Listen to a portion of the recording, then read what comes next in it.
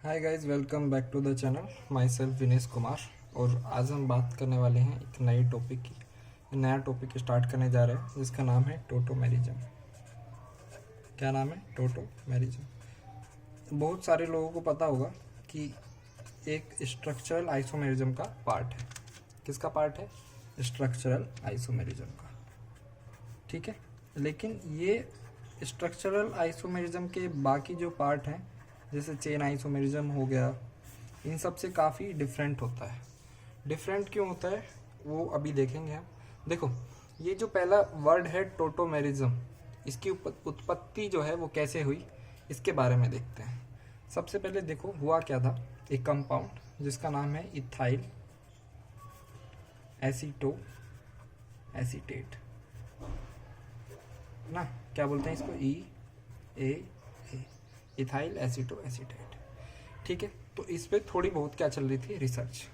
Research चल रही थी। तो एक साइंटिस्ट थे और दूसरे साइंटिस्ट थे। ठीक, एक साइंटिस्ट बोले कि इसमें जो कंपाउंड प्रेजेंट है वो जो फंक्शनल ग्रुप प्रेजेंट है वो क्या क्या है? एक तो कार्बोनिल ग्रुप मतलब कीटोन है, और एक है एस्टर। ठीक, दूसरे साइंटिस्ट बोले कि इसमें एल्कीन प्रेजेंट है, इसमें अल्कोहल प्रेजेंट है और एस्टर प्रेजेंट है। ठीक, अब दोनों के बीच में क्या है? वॉर छिड़ गया कि हमने तो देखा है, कंफर्म करा है भाई इसमें कीटोन और एस्टर है। दूसरे कह रहे हमने भी देखा है इसमें एल्कीन, अल्कोहल और एस्टर है। तो क्या किया, एक तीसरे साइंटिस्ट ने दोनों के उसको कंबाइन किया और बोला देखो तुम दोनों ही सही हो। एक्चुअली में हो क्या रहा है कि इथाइल एसीटो एसीटेट कुछ स्ट्रक्चर अगर मैं बनाऊं तो एक टाइम पे ऐसा होता है CH2 single bond C double bond O E T। ठीक है, इथाइल एसीटो एसीटेट। तो ये क्या है? ये जो हमारा इथाइल एसीटो एसीटेट कंपाउंड है ये दो फॉर्म में एग्जिस्ट करता है, दोनों ही फॉर्म में एग्जिस्ट करता है। और दूसरी फॉर्म क्या है? CH3 COH double bond CH single bond C double bond O single bond OET। ठीक है, तो उन्होंने बोला देखो ये जो कंपाउंड है इन दोनों फॉर्म में ही एग्जिस्ट करता है, और इसको बोलते हैं हम कीटो फॉर्म, है ना, और इसको बोलते हैं इनॉल फॉर्म। ठीक, तो एक ही कंपाउंड दो अलग अलग फॉर्म में एग्जिस्ट कर रहा है। क्या कर रहा है? एक ही कंपाउंड दो अलग अलग स्ट्रक्चर में एग्जिस्ट कर रहा है, तो इसी को बोलते हैं हम टोटोमेरिज्म। ठीक है, when a compound exist in two forms which are interconvertible, मतलब ये दोनों फॉर्म अलग अलग है लेकिन एक दूसरे में इंटर कन्वर्टेबल हैं, तो इसी फिनोमेना को हम क्या बोलते हैं? टोटोमेरिज्म। तो डेफिनेशन लिख लेते हैं। ठीक है, डेफिनेशन क्या है? व्हेन ए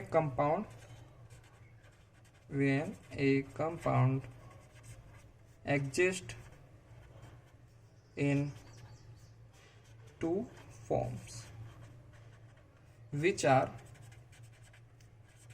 interconvertible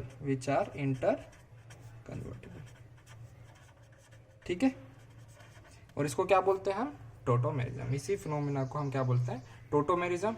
और ये जो फॉर्म्स बनी है ये क्या है? अपनी टोटोमर्स। ठीक है, जैसे आइसोमेरिज्म होता है और उसकी जो फॉर्म्स होती हैं उनको क्या बोलते हैं? आइसोमर्स। ऐसे ही टोटोमेरिज्म की दो अलग अलग फॉर्म जो बनी है उनको बोलते हैं हम आइसोमर्स। ठीक है, समझ में आती है बात? चलो ठीक है, अब क्या करते हैं? थोड़ी सी एक अलग हेडिंग डालते हैं, उसमें क्या बोलते हैं हम? कैरेक्टरिस्टिक्स ऑफ टोटोमेरिज्म की बात करेंगे। क्या बात करेंगे? कैरेक्टरिस्टिक्स। क्या क्या कैरेक्टरिस्टिक्स होती हैं उस पर थोड़ी सी निगाह डालते हैं। तो सबसे पहली बात देखो, जो टोटोमर्स होते हैं वो बहुत रेयर होते हैं, है ना। क्या होते हैं? रेयर। और हम इनको सेपरेट कर सकते हैं। जो दो फॉर्म बनी है ना उनको हम सेपरेट कर सकते हैं। ठीक है, रेयर होते हैं एंड कैन बी सेपरेटेड। दूसरी अगर मैं कैरेक्टरिस्टिक्स की बात करूं तो ये क्यों हो रहा है ना, टोटोमेरिज्म हो क्यों रहा है? ये हो रहा है शिफ्ट ऑफ एन एटम। एक एटम का शिफ्ट हो रहा है। देखो यहाँ पे, जैसे यहाँ पे हाइड्रोजन था, वो हाइड्रोजन यहाँ से शिफ्ट होके यहाँ आ गया, है ना, यहाँ से होके यहाँ आ गया। देखो अगर ध्यान से दिख रहा है तो tautomerism arises due to shift of an atom, और वो एटम जनरली क्या होता है? प्रोटॉन, है ना, H+।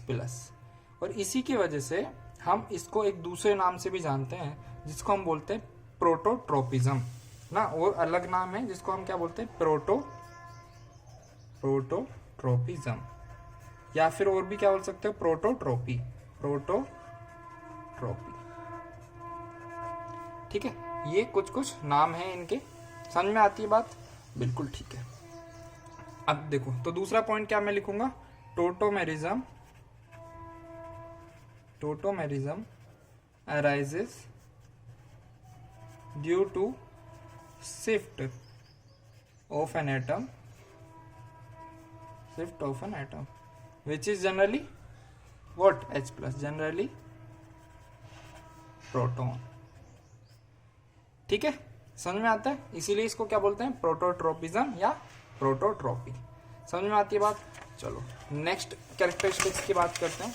तो अगर मैं 2 कैरेक्टरिस्टिक्स हो गई हैं, तीसरा की बात करूं तो ये क्या होता है कि टोटोमेरिज्म एक स्ट्रक्चरल आइसोमेरिज्म है जैसे मैंने बताया, लेकिन ये फंक्शनल आइसोमेरिज्म से डिफरेंट होगा। तुम्हें लग रहा होगा कि एक कीटो था एक इनोल था तो इसे फंक्शनल आइसोमेरिज्म क्यों नहीं बोलते हैं, तो उसकी बात करूंगा। तो पहले हम लिख लेते हैं क्या कि tautomerism is a structural isomerism, ठीक, आइसोमेरिज्म है ना, and different from functional isomerism. ठीक है, तो देखो होता क्या है, टोटोमर्स क्या होते हैं एक दूसरे में इंटर कन्वर्टेबल होते हैं और हमेशा क्या रहते हैं इक्विलिब्रियम में, जबकि जो फंक्शनल आइसोमर्स हैं वो क्या है एक इंडिपेंडेंट एग्जिस्टेंस रखते हैं। फंक्शनल आइसोमर्स क्या रखते हैं, एक इंडिपेंडेंट एग्जिस्टेंस। तो हम कह सकते हैं यहाँ से कि तुम्हारा जो टोटोमर्स हैं वो एक दूसरे में इंटरकन्वर्टेबल है और इक्विलिब्रियम पे रहते हैं, लेकिन हमारा जो फंक्शनल आइसोमर्स हैं वो इंडिपेंडेंट एग्जिस्टेंस रखते हैं। इसी वजह से हमने टोटोमर्स को एक अलग कैटेगरी में रखा है, समझे, टोटोमर्स को एक अलग कैटेगरी में रखा है और फंक्शनल आइसोमर्स को एक अलग कैटेगरी में रखा है। तो इसको मैं लिख देता हूँ कि टोटोमेरिक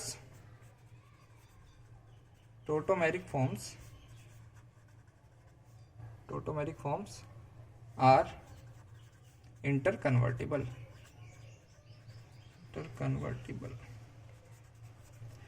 है ना, and remain in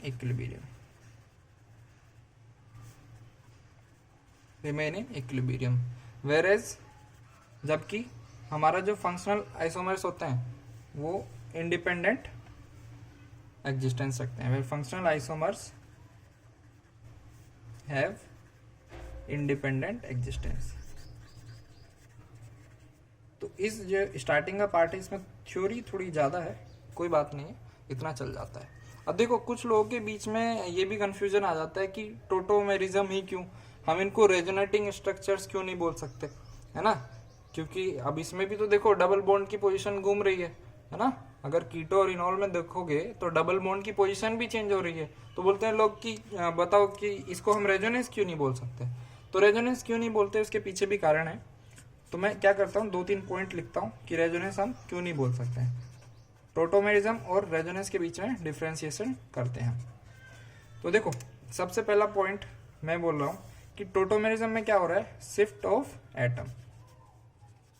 of atom, लेकिन रेजोनेंस में क्या होता है, शिफ्ट ऑफ एटम नहीं होना चाहिए। क्यों?